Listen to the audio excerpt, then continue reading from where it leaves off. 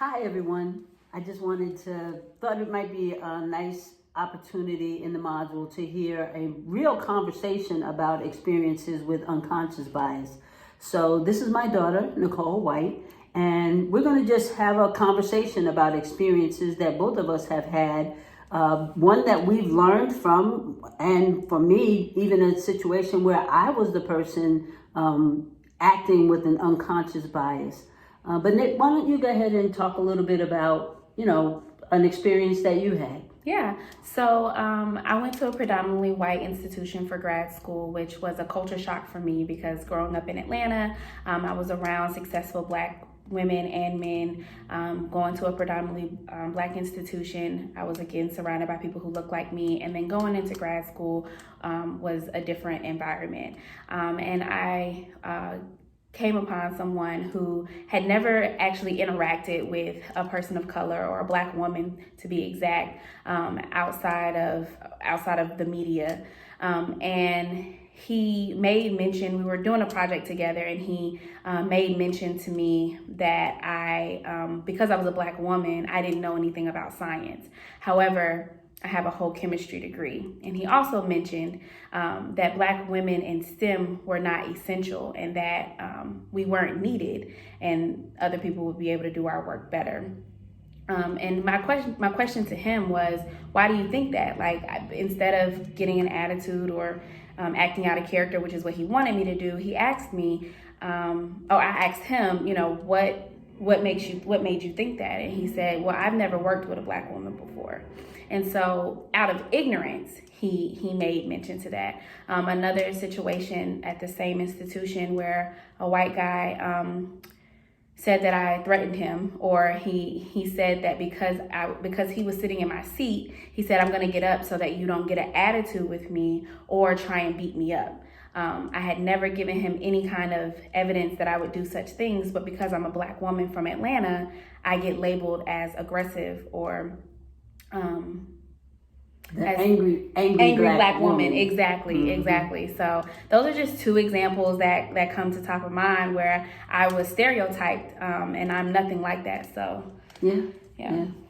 So I had an experience, maybe a little bit opposite to that. As you know, I travel a lot, and I was on a study abroad program with 14 students from my school. And most of the students were African American female, but we had 2 Asian students and we had 1 white student. And he was an older white male student.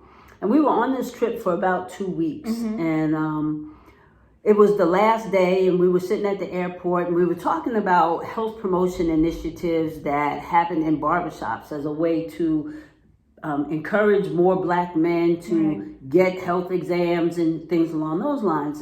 So very popular way, particularly now, for people to try and get Black men into care. Mm-hmm. And so the white student, as I think I said, is an older white male student, and I looked at him and I said, hey, does that happen in white barbershops? Is that the way it happens in white barbershops? And he just kind of looked at me, and I knew the minute he looked at me that I had said something wrong. But his comment to me was, I don't know, Dr. White, I get my hair cut in the Dominican barbershop. And I was like, oh, okay. And I felt like I should have said something to him then, because I knew it had offended him, but I just apologized and let it go. Yeah. A week later, he came into my office and he said, Dr. White, can I talk to you? And I just knew I was going to get it for making that comment. And that wasn't what he wanted to talk about. He wanted to share with me an experience that had happened while we were on the trip. Okay. And while he was talking in a group conversation with all of the other students, they were talking about Black fraternities and sororities and hazing. And he made a comment in that group, and he was like, I think that hazing is terrible. We have enough going on in our community without people, purposely trying to hurt each other in a hazing example. And the other Black students looked at him and they said, our community, you don't get to say our community. You're not a part of our community. And he explained to me how hurt he was. He said, Dr. White, I don't think you know my story. I don't think anybody knows my story. And I said, I don't, Bill. Tell me a little bit more about what happened. And he said, you know, Dr. White, I moved from New York to South Georgia. And when I moved to South Georgia, my grandparents were still, you know, pretty much in a racist frame of mind. And they had a housekeeper who was Black.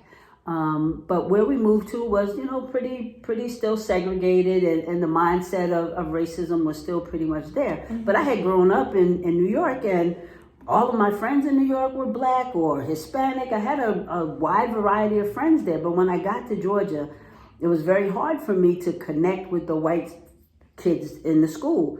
They didn't want me to be around the other Black kids in the school, and I was much more comfortable around them than I was around the white kids who, you know, still had these racist attitudes that I wasn't accustomed to. And when I, you know, as I said, my grandparents had a housekeeper, and she was Black, and I actually met her granddaughter.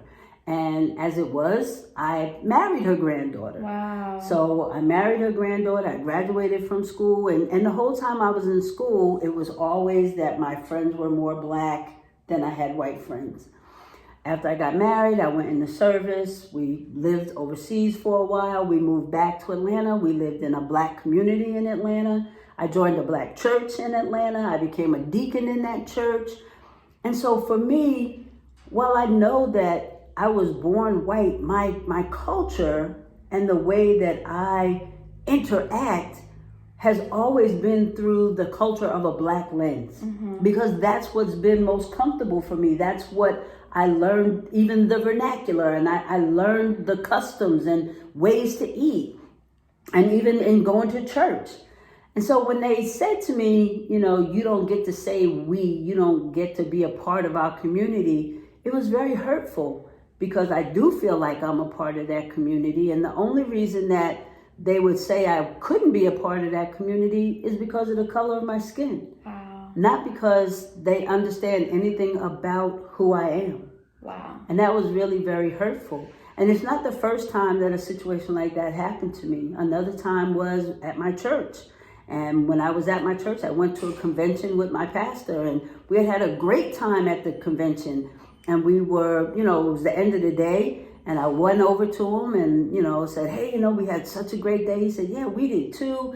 And then he said to him, he said, hey, you know, where are you going for dinner?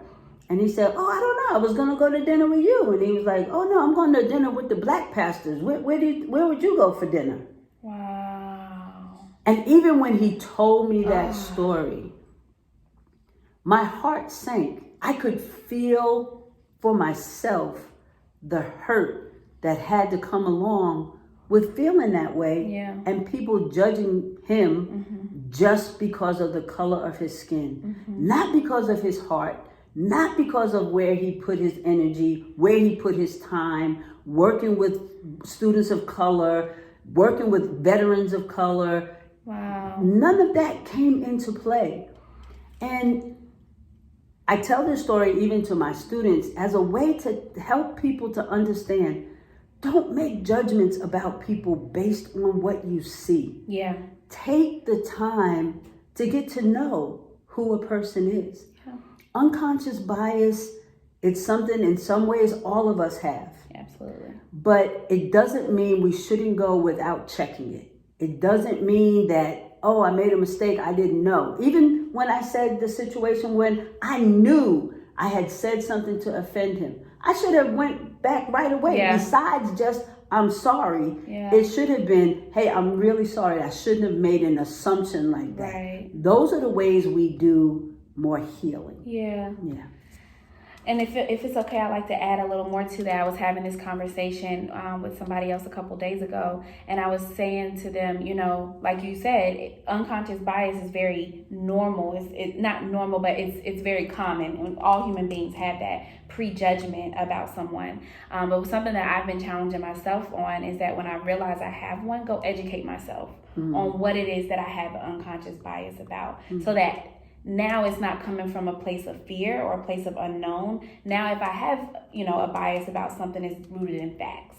So how do you take a minute to realize, hey, that's a stereotype, or that's where does that come from? Yeah. How do you do that? I think it has a lot to do. I have a really high EQ. I have really good emotional intelligence. I've been told that, and so I know that when I get that feeling, or I see that particular group that I know I'm like, a little weary of, I check myself. And then again, it goes back to being self-aware and being authentic in myself. And I'm very much rooted in authenticity. And so I take the time to check myself and say, okay, why do I think that? And now that I know I have this unconscious bias, now it's on me to do something about it. And that's the thing that I think is important to get across to the audience is it's on you to do something about that unconscious bias. You can continue to have it and know that you have it and do nothing about it, or you can choose to educate yourself, and that's how we grow together to stop this plague of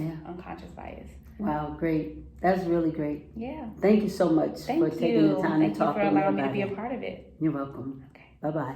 Bye. Bye.